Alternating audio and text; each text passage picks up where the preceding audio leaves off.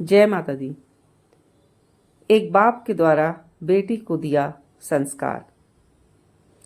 दो कुलों को जोड़ती है बेटी।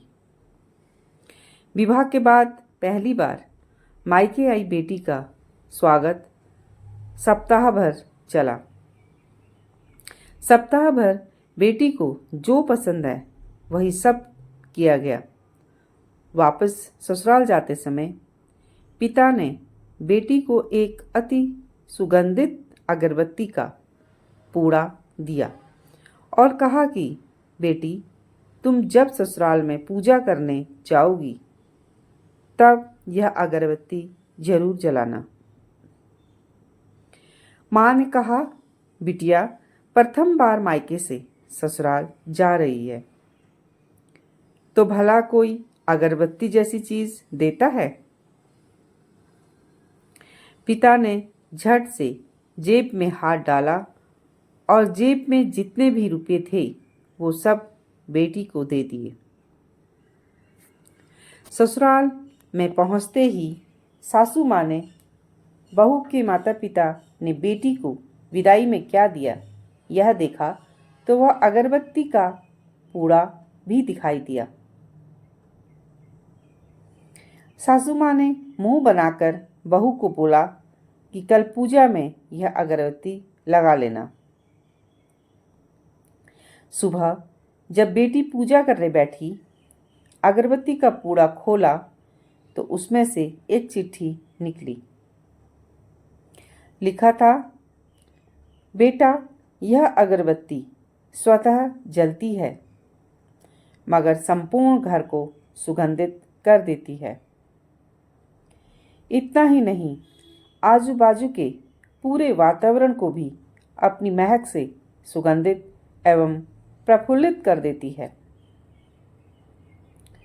हो सकता है कि तुम कभी पति से कुछ समय के लिए रूठ जाओगी या कभी अपनी सास ससुर जी से नाराज हो जाओगी, कभी देवर या ननद से भी रूठोगी, कभी तुम्हें किसी से बातें सुननी भी पड़ जाए या फिर कभी अड़ोस पड़ोसियों के बर्तन पर तुम्हारा दिल खट्टा हो जाए, तब तुम मेरी यह भेंट ध्यान में रखना। अगरबत्ती की तरह जलना, जैसे अगरबत्ती स्वयं जलते हुए पूरे घर और संपूर्ण परिसर को सुगंधित और प्रफुल्लित कर ऊर्जा से भरती है, ठीक उसी तरह तुम स्वतः सहन करते हुए ससुराल को अपना मायका समझकर सबको अपने व्यवहार और कर्म से सुगंधित और प्रफुल्लित करना। बेटी चिट्ठी पढ़कर फबक कर रोने लगी। सासू माँ लपक कर आई। पति और ससुर जी भी पूजा घर में पहुंचे जहां बहू रो रही थी।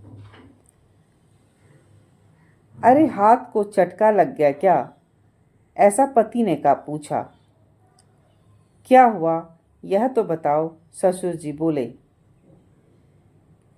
सासू माँ आजू बाजू के सामान में कुछ है क्या यह देखने लगी तो उन्हें पिता द्वारा सुंदर अक्षरों में लिखी हुई चिट्ठी नजर आई। चिट्ठी पढ़ते ही उन्होंने बहू को गले से लगा लिया और चिट्ठी ससुर जी के हाथों में दी।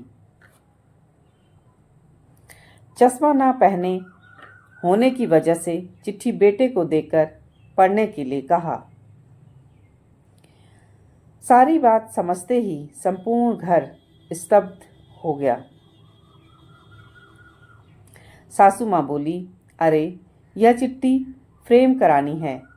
यह मेरी बहू को मिली हुई सबसे अनमोल भेंट है।